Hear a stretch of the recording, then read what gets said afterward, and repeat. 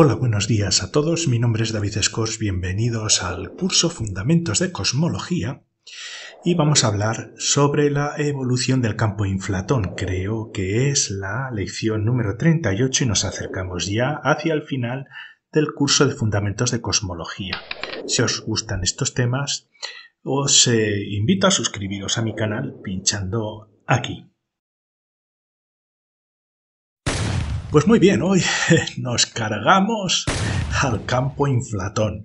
Como le pasa a esta chica, igual no, el campo inflatón se nos carga a nosotros. Hoy vamos a terminar ya las lecciones donde hablamos del campo inflatón, que es, como veis, el campo que suponemos que existió en el origen del universo, en esos primeros instantes del universo, antes de lo que realmente nosotros conocemos como Big Bang, que es después de la superficie de recombinación, que es lo último que nosotros podemos observar, el fondo de radiación microondas. Pues esto es mucho antes. Y es un campo cuántico que hemos estado estudiando en las lecciones anteriores, donde hay una cierta variabilidad, unas perturbaciones, unos cambios en densidad de energía, tanto en tiempo como en el espacio, y vamos a ver cómo evoluciona este campo inflatón de tal manera que nos dé lugar a las estructuras, macrocosmológicas, ¿no? A las estructuras que van a seguir las galaxias y los cúmulos para distribuirse de la forma en la que lo hacen hoy en día en el cosmos. En la lección anterior comenzamos a estudiar las ecuaciones que habíamos derivado del campo inflatón y las comparamos a una ecuación que nos proporciona la dinámica y la cinemática de un oscilador armónico húmedo, un oscilador viscoso, que tenía aquí un término de viscosidad. Yo os aconsejo haber visto las lecciones anteriores para poder entender todo de lo que vamos a hablar en esta lección. Os recuerdo que los dos puntitos son dobles derivadas en el tiempo de las coordenadas x, un puntito es una derivada en el tiempo de la coordenada x y dentro de lo que es la ecuación del oscilador armónico tenemos este término de viscosidad y gamma es la constante de viscosidad, mientras que este omega es la velocidad angular de oscilación de nuestro oscilador armónico. Y vimos que la inclusión de un término de viscosidad hacía que el oscilador, un oscilador armónico sin viscosidad, vibraría hacia adelante y hacia atrás alrededor de una posición de equilibrio en x igual a 0 durante el infinito. Sin embargo, al incorporar un término de viscosidad hace que este oscilador acabe como este hombre, pues parándose, debido a que aparece una fuerza de rozamiento de viscosidad causada por una constante de viscosidad que se va a oponer a la velocidad que tiene nuestra partícula, en este caso nuestro pequeño atractor. También propusimos una solución general para nuestro oscilador que después, como vamos a hacer hoy, la vamos a aplicar a las ecuaciones de ondas de nuestro campo inflatón, que es básicamente pues, la posición de nuestra partícula del oscilador es igual a una constante, k sub 0, más k, otra constante elevado a multiplicado por e elevado a otro parámetro alfa y multiplicado por el tiempo. Esto es una analogía. Realmente el campo inflatón no es que sea una partícula que se esté moviendo, sino que las perturbaciones en la densidad de energía, tanto en el tiempo como en el espacio, se comportan como una onda. Digamos que podemos como ver que se transmiten esas perturbaciones como si fueran una onda con una solución general de este estilo. Y vimos que alfa era una función dependiente del coeficiente de viscosidad y también de la frecuencia de ondulación de nuestro ondulador, de cómo está vibrando nuestro ondulador. Y vimos en la lección anterior que obteníamos varias soluciones para el parámetro alfa y que casi todas las soluciones, con una excepción, acababan parando a nuestro oscilador.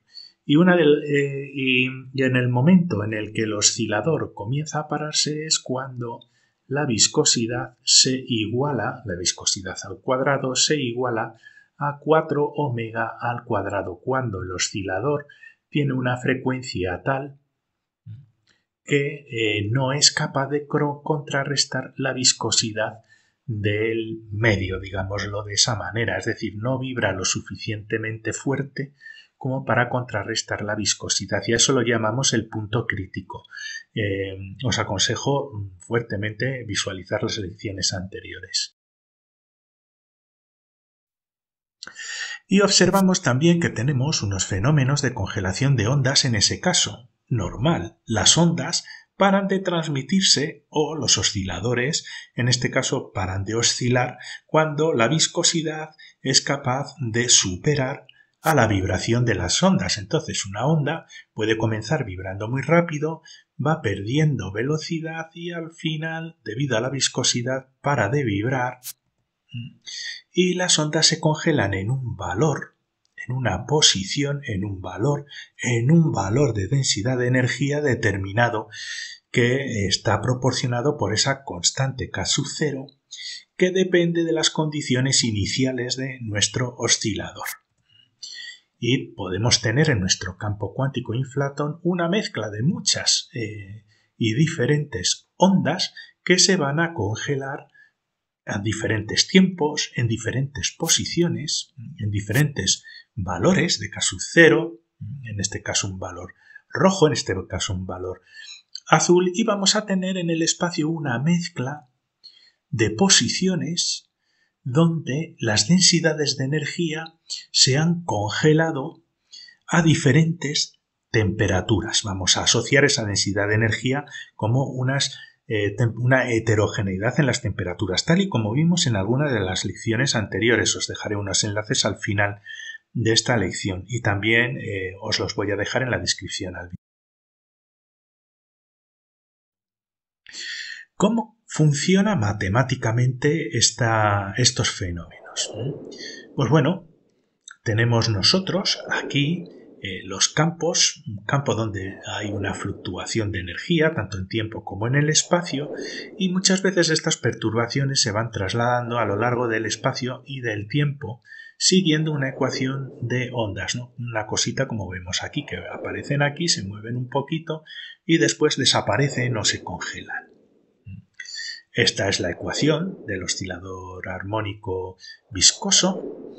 Y esta es la ecuación que realmente gobierna a nuestro campo, donde sustituimos esta coordenada, ya no es una posición de una partícula, sino un valor de densidad de energía de nuestro campo. Y este es el cambio, las aceleraciones, los cambios de los cambios, las dobles derivadas de los valores del campo con el tiempo, más 3h multiplicando la derivada con respecto al tiempo de nuestro campo, que es como si fuera una velocidad. Esto es una derivada en el tiempo, lo que cambia el campo con respecto al tiempo, una velocidad, menos un término f. Aquí inmediatamente podemos comparar nuestras soluciones y vamos a identificar pues que 3h correspondería a nuestra constante de viscosidad, que es muy interesante porque esto ya lo vimos en las lecciones anteriores. Resulta que corresponde a la fricción de Hubble. Debido a esa expansión de nuestro espacio-tiempo, hay una fuerza que contrarresta, que intenta evitar esa expansión y que es dependiente del propio factor de Hubble, cosa que es curiosa, ¿no? Aparece como una especie de fuerza de viscosidad, como algo que contrarresta los cambios, las fluctuaciones de energía de nuestro campo inflatón, como pues ya lo vamos a ver. Aquí tenemos la densidad es igual a 3 veces el factor de Hubble, que en el campo inflatón es casi constante. Y conocemos la resolución matemática de cómo se desplaza las perturbaciones de un campo escalar, porque el campo inflatón es un campo escalar, por el espacio. Y sabemos que tienen que obedecer a una ecuación de ondas. Y esto es casi una ecuación de ondas. ¿Veis? Doble derivada en el tiempo. Aquí tenemos un campo, lo siento, la fuerza de viscosidad es un término adicional. Y aquí tenemos un menos F.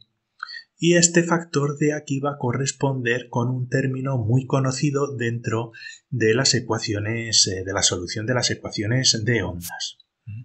Esto lo voy a poner en forma de derivadas convencionales, porque creo que es mucho más fácil para vosotros seguir. En vez de dos puntitos, pues aquí ya ponemos la derivada parcial con respecto al tiempo, la doble derivada de nuestro campo, más 3h, que es el factor de viscosidad, multiplicado la derivada en el tiempo de nuestro campo, que es como una velocidad. Y aquí ya podemos sustituir ese factor f que teníamos aquí por la doble derivada del campo con respecto al espacio. Hacemos esa equivalencia, esa igualdad entre una solución general de ondas y la solución que hemos obtenido a partir de la lagrangiana de nuestro campo inflatón, que ya la resolvimos en una de las lecciones anteriores. Pero claro, aquí la solución le falta algo. ¿Por qué? Porque esto no es un espacio normal, es un espacio que está en expansión. Y eso lo ponemos de relevancia porque aparece aquí nuestro factor de Hubble. Pero esta coordenada espacial, en un campo en inflación, en un campo que tiene un factor de escala, hay que introducir ese factor de escala por cada coordenada que ponemos, porque es el factor de escala y no la coordenada la que contiene las dimensiones de longitud. Si sois nuevos en el canal y os habéis encontrado con esta lección por primera vez y estáis viendo estos conceptos, yo os aconsejo fuertemente ver el curso desde el principio, porque no tiene sentido ver lecciones por separado a no ser que tengáis una fuerte formación en física relativista y en física de campos. Pero en este caso pues hay que incorporar aquí un a al cuadrado, el cuadrado del factor de escala, que es lo que acompaña a nuestras coordenadas espaciales en la ecuación de ondas, porque las coordenadas espaciales no cambian realmente con el tiempo. Si estamos hablando de las ecuaciones de un universo en expansión, sino que lo es el factor de escala que hay que introducirlo aquí.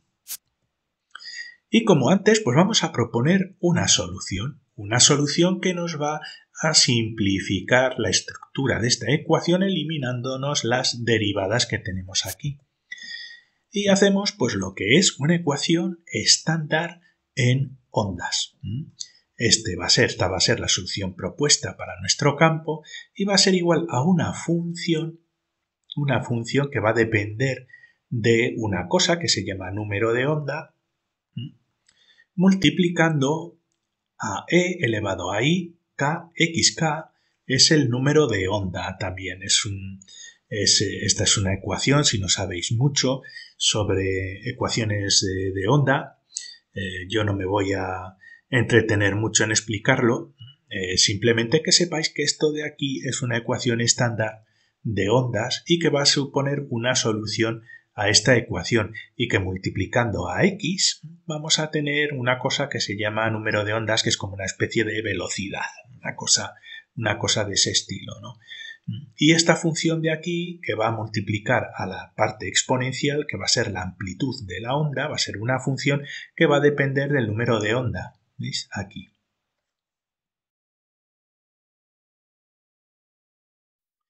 Pues lo que vamos a hacer ahora es aplicar la solución a la ecuación.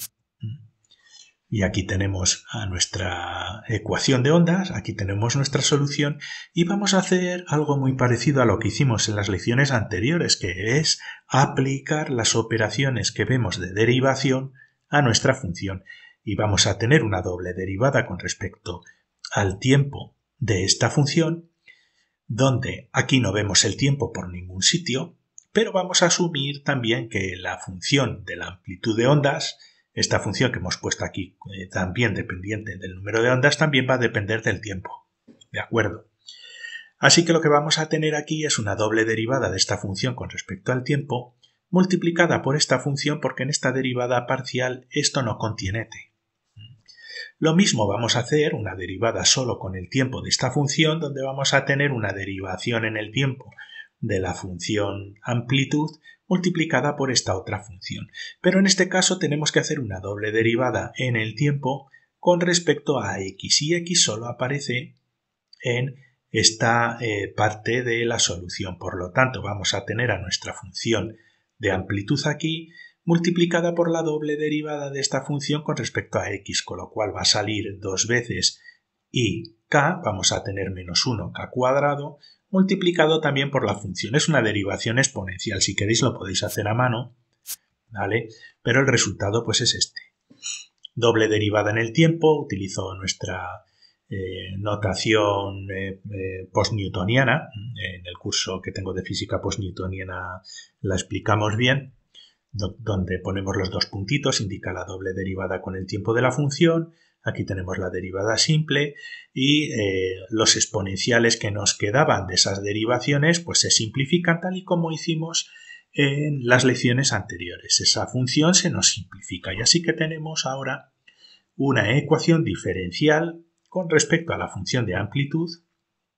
Y fijaos aquí, tenemos un término 3h y tenemos aquí otro término k cuadrado al cuadrado.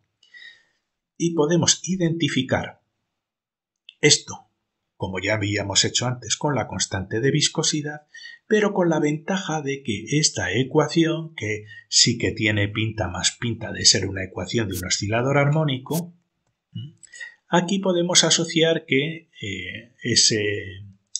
esa velocidad angular, esa frecuencia de oscilación al cuadrado de nuestro oscilador, de nuestro campo inflatón, va a ser igual a k cuadrado dividido a cuadrado. Evidentemente vamos a hacer aquí la raíz cuadrada y vamos a tener que la velocidad angular de nuestro campo inflatón va a ser igual a k dividido entre a. Así que ya tenemos dos parámetros muy importantes que nos van a permitir identificar cuándo se congelan las ondas que se transmiten, las ondas de nuestro campo inflatón que se transmiten en el tiempo y en el espacio.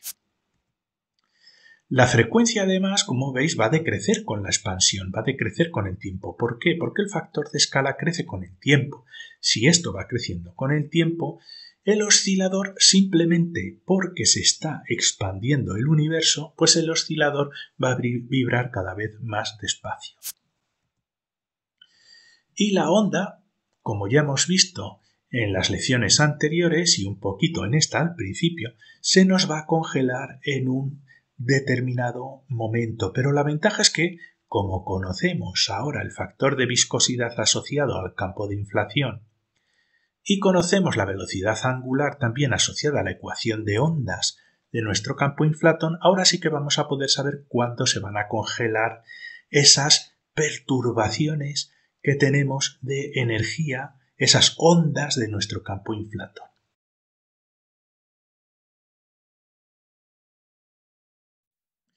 Y la semana pasada vimos que lo crítico era llegar al punto crítico. Y en el punto crítico vimos también en las lecciones anteriores que se llega cuando gamma es igual a 2 omega, como ya habíamos visto en nuestra solución para alfa y como ya habíamos visto en las lecciones anteriores. Os recuerdo visualizar las lecciones anteriores. Es en este momento donde ya la viscosidad se iguala a la velocidad de vibración de nuestro oscilador y eso hace que inevitablemente nuestro oscilador acabe parándose. ¿Y cuándo para? Pues bueno, vamos a verlo. Sabemos que nuestro coeficiente de viscosidad en el campo inflatón es 3h, que va a ser igual a 2W, pero conocemos el valor de W de omega, conocemos el valor de omega, lo acabamos de ver anteriormente. Es igual a K dividido entre A. Y ahora ya tenemos una relación entre el factor de escala de nuestro universo, el número de onda de cada onda y el factor de Haber. Y podemos ponerlo de esta manera. Nuestro factor de escala va a ser igual a 2K dividido 3H.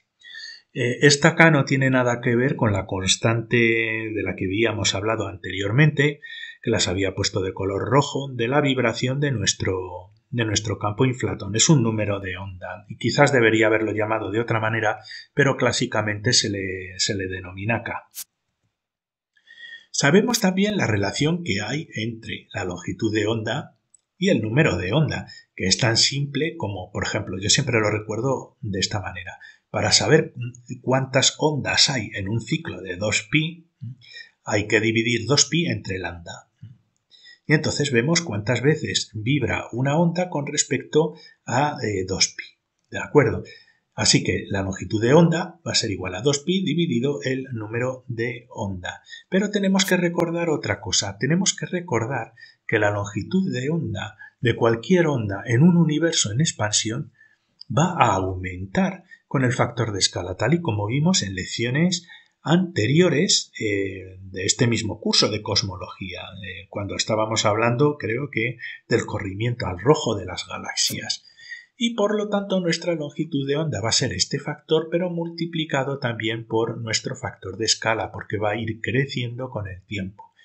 Y esta relación nos va a permitir también despejar el factor de escala e igualarlo a esta otra ecuación. Así que tenemos estas dos ecuaciones. Aquí vamos a despejar el factor de escala, que va a ser igual a k lambda 2pi, por si acaso yo puedo cometer errores, ¿de acuerdo? Entonces, si queréis, podéis analizar todos los pasos, etcétera. Yo lo aviso, que voy haciendo estas presentaciones mientras las voy haciendo, las operaciones las hago mientras voy haciendo las presentaciones y puedo equivocarme. Pero bueno, ahora lo que vamos a hacer es igualar ambas expresiones y tenemos que 2k entre 3h es igual a k lambda 2pi. Y fijaos, esta k con esta k se nos va a ir.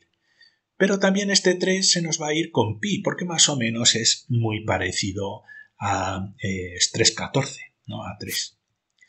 Y podemos despejar la longitud de onda, que va a ser igual a 4pi dividido 3h, y aproximadamente la longitud de onda de nuestro campo inflatón va a comenzar a congelarse cuando llegue a un valor de 4 dividido h.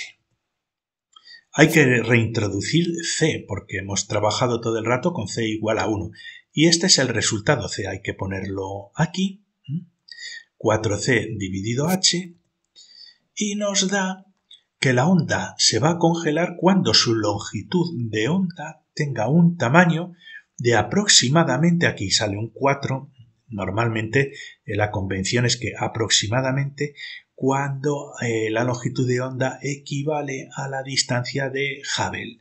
La distancia de Hubble, os recuerdo, es aquella distancia a la cual el espacio se está separando de un punto a otro a una velocidad igual a la velocidad de la luz. Hoy en día, en el universo actual, la distancia de Hubble equivale a 14.000 millones de años, un poquito menos, 13.000 millones de años, una cosa de estas. Entonces, todo objeto que esté a esa distancia con respecto a nosotros se está separando de nosotros a la velocidad de la luz. Y aquí lo que sucede es que nuestras ondas del campo inflatón, que están vibrando con diferentes longitudes de onda, depende de las condiciones iniciales en las que hayan comenzado, suponemos que van vibrando muy rápido con longitudes de onda muy corta.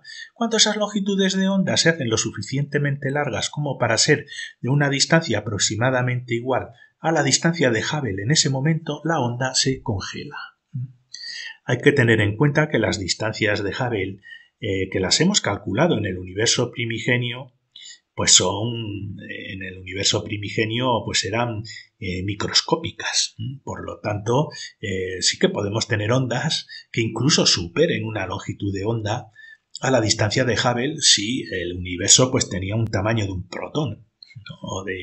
o de una naranja, una cosa de ese estilo. Y en ese momento es donde la onda pues evidentemente ya no puede vibrar y se para con estas longitudes.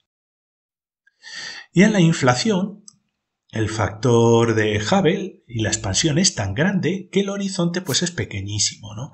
Y lo que tendríamos es un poquito esta situación, un horizonte muy pequeñito que se va separando a la velocidad de la luz, y tenemos estas ondas, y cuando la longitud de la onda, aquí no lo he puesto a escala, es comparable a la distancia del horizonte, la onda se para, debido a pues esa explicación matemática que hay aquí. No es que la onda se escape del universo, no, es una equivalencia entre la longitud de onda que tiene nuestro campo inflatón, una región que está vibrando a una determinada longitud de onda, pero gráficamente lo podemos representar de esa manera, ¿no?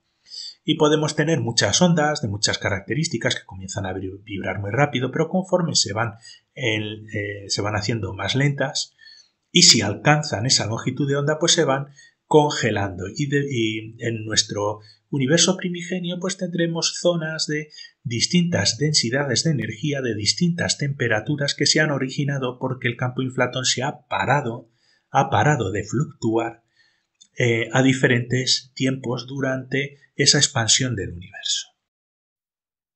Y conforme se va expandiendo, pues las ondas se van congelando con un tipo de patrón que se llama cáustico, un tipo de patrón un poquito al azar. Pues imaginémonos que en este periodo de tiempo tenemos las olas congeladas pues en este punto, ¿no? Pues se han congelado y son pues más calientes esas zonas que el resto.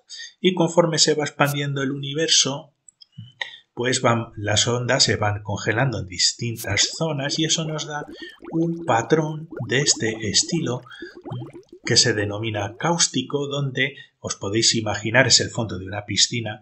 Estas zonas de luz son las zonas donde se nos han congelado las ondas durante la expansión del universo. Y la materia y las galaxias, cuando se van formando las estrellas, cuando se van formando las galaxias, van siguiendo estos patrones de distinta temperatura y de distinta densidad, y se nos van generando las galaxias y los cúmulos siguiendo un patrón de este estilo, como ya hemos visto en algunas de las lecciones. Aquí lo importante que tenéis que ver es dónde está la razón matemática para esa congelación de las fluctuaciones de la densidad de energía del campo de inflatón, y cómo teniendo en cuenta las diferentes condiciones iniciales de fluctuaciones de densidad de energía, que obedecen además al principio de incertidumbre, obtendremos unos patrones muy parecidos a estos, si los ponemos mediante una simulación muy sencilla además en el ordenador. Son patrones cósmicos. Conclusiones. Bueno, pues hemos analizado el oscilador armónico viscoso y lo hemos aplicado al campo inflatón, ¿de acuerdo? Hemos analizado qué es lo que sucede en el punto crítico a la ecuación de ondas que nos describe la dinámica del campo inflatón, y hemos identificado cuándo se congelan las ondas. Y las ondas se congelan cuando su longitud de onda equivale aproximadamente a esa distancia de Hubble en el momento en el que se encuentre el universo en inflación. Y nos da patrones compatibles con la distribución cósmica, y debido a que proporciona esos patrones tan parecidos a las observaciones actuales, es por lo que se acabó aceptando el campo cuántico inflatón en el origen del universo como esa fuerza que controla la evolución del universo. No porque dispongamos de evidencia empírica directa de la existencia del campo inflatón, sino que si introducimos un campo de estas características nos explica todo, la distribución cósmica, el fondo microondas, etc. Pues muchas gracias por vuestra atención. Os recuerdo que os podéis suscribir al canal pinchando en el ratoncito que aparecerá por aquí. Os dejo un enlace al curso de Fundamentos de Cosmología para que podáis ir a las lecciones de interés, y os dejo también un enlace a la lección anterior, y también en la descripción os dejaré enlaces que sean de utilidad para esta lección. Muchas gracias y hasta la siguiente lección.